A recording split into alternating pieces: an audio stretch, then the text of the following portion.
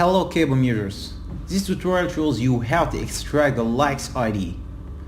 Firstly, click on Likes extractor, then choose your account. Then you need to copy and paste the post ID you want to extract its likes. Pick up the ID, copy and paste it, and just click start and let it count till it's done.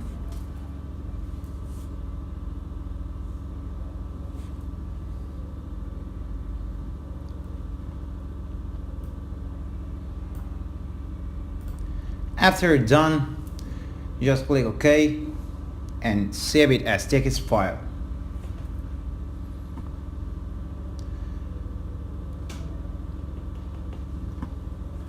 Click save.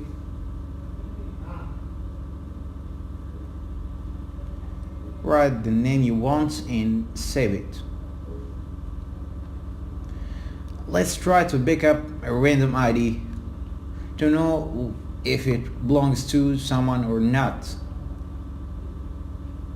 I will copy and paste it after facebook.com/paste